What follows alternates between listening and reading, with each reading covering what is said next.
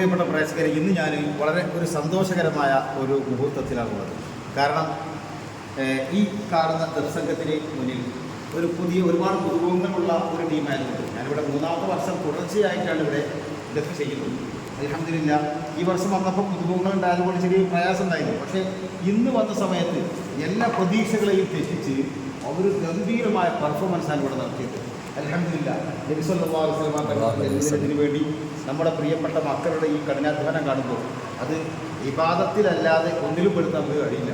അൽഹംദുലില്ലാ ഇന്ന് എടുത്തിരിക്കുന്ന പാട്ട് സ്നേഹിച്ചാൽ ഉടനെ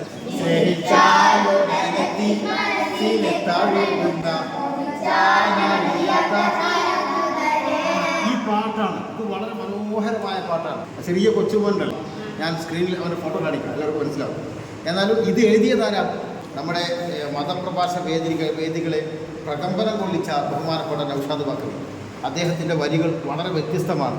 പാട്ടിൻ്റെ വരികൾ പല വഴിയിലൂടെ സഞ്ചരിക്കുമ്പോൾ മാപ്പിളപ്പാട്ടിൻ്റെ തനിമയാർന്ന ഇശലുകളിലൂടെ പ്രേക്ഷകരെ കൊണ്ടുപോയ മനോഹരമായ ഒരു പ്രഭാഷകനും ഒരു പാട്ടുകാരനും ഒരു കവിയുമായ നൗഷാദ് ബക്കറി. അദ്ദേഹത്തെ ഈ സമയത്ത് ഞാൻ പ്രത്യേകം പ്രശംസിക്കുന്നു. അദ്ദേഹത്തിൻ്റെ ഇറങ്ങിയിട്ടുള്ള എല്ലാ പാട്ടുകളും ഞാൻ ഗൾഫിൽ താളം ചെയ്തിട്ടുണ്ട്. അതിന് വലിയ തൗഫീഖാണ്.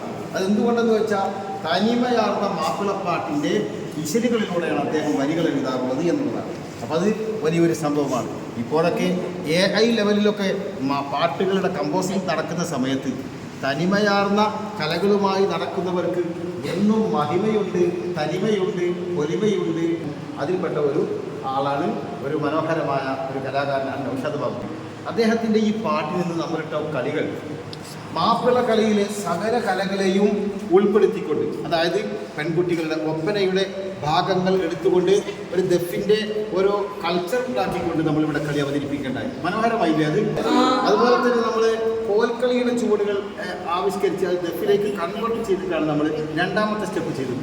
3ാമത്തെ സ്റ്റെപ്പ് ദഫിൻ്റെ തനിമയാർന്ന ഒറിജിനൽ ട്രഡീഷണൽ ദഫിൻ്റെ കൈബീറ്റുകൾ ഉൾപ്പെടുത്തിക്കൊണ്ടുള്ള ഒരു മനോഹരമായ ഒരു ചുവടുകളായിരുന്നു. എന്തായാലും മാപ്പിള കലയിൽ എല്ലാം ഒരുമിച്ച് കൂട്ടിക്കൊണ്ടുള്ള ഒരു മനോഹരമായ ഒരു കളിയുടെ കമ്പോസിങ് നിർവഹിച്ചു. അത് കുട്ടികളൊക്കെ ഗംഭീരമായി കളിച്ചു. എന്തായാലും വലിയ സന്തോഷം. കഴിഞ്ഞ ക്ലാസ്സിൽ വന്നപ്പോൾ ചെറിയ വിഷമമുണ്ടായിരുന്നു, പുതുമുഖങ്ങളുടെ ചെറിയ തകരാറുകൾ കൊണ്ട്. പക്ഷേ ഇന്ന് അവരൊക്കെ പ്രതീക്ഷ തെറ്റിച്ച് ഗംഭീരമായി കളിച്ചു.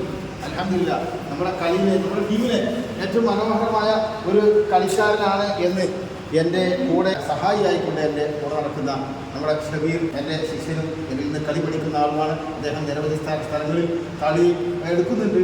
അദ്ദേഹം എന്നോട് പറഞ്ഞു, ഈ കുട്ടി നല്ല കുട്ടിയാണ്, നമ്മളെ മെയിൻ ടീമിലേക്ക് സെലക്ട് ചെയ്യാൻ പറ്റുന്ന കുട്ടിയാണ്.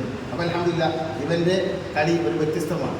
അതുപോലെ തന്നെ നിങ്ങളാരും മോശം എന്നല്ല അർത്ഥം, എല്ലാവരും ഉഷാറാണ്. ഇവരിലുള്ള പ്രത്യേകത ഒരു സ്റ്റെപ്പിൽ നിന്ന് മറ്റൊരു സ്റ്റെപ്പിലേക്ക് പോകുന്ന സമയത്ത് കറക്റ്റ് മൈൻഡിൽ ആ ടൈമിൽ കയറിയിരിക്കും. അത് ടൈമിങ്ങിൻ്റെ ക്ലാസ് ഒഴിവാകും. അതാണ് വളരെ പ്രത്യേകമായിട്ട് ശ്രദ്ധിക്കേണ്ട ഒരു കാര്യം. പരിശീലകരോട് പറയാനുള്ളത് ടൈമിംഗ് എന്നുള്ളത് ദഫ് കളിയിൽ വളരെ പ്രധാനപ്പെട്ട ഒരു കാര്യമാണ്. കാരണം പാട്ടിൻ്റെ താളങ്ങൾ ടൈമിങ്ങിലൂടെയാണ് ഓടുന്നത്. അപ്പോൾ ടൈമിങ്ങിലൂടെ ഓടുന്ന ദഫ് കളിയുടെ താളങ്ങൾ ഒരിക്കലും ടൈമിംഗ് ക്ലാസ് വരാൻ പാടില്ല. അത് വളരെ കൃത്യമായി പാലിക്കുന്ന ഒരു കുട്ടിയായതുകൊണ്ട് മാത്രം ഇതിനെടുത്ത് പറഞ്ഞെന്ന് മാത്രം. ബാക്കിയുള്ള കുട്ടികളൊക്കെ അടിപൊളിയാണ്, സൂപ്പർ. ഫ്രണ്ടിലെ ഒരു മനോഹരമായ താരം ഞാൻ കഴിഞ്ഞ വീഡിയോയിൽ പറഞ്ഞിരുന്നു. ഒരു കുരുന്ന് കുട്ടികളാകുമ്പോൾ സന്തോഷമാണെന്ന് ഞാൻ അങ്ങനെ പറഞ്ഞിട്ടുണ്ട്. എന്തായാലും സന്തോഷകരം. എല്ലാവർക്കും അഭിനന്ദനങ്ങൾ. ഹായ്. സുഗന്ധതീരം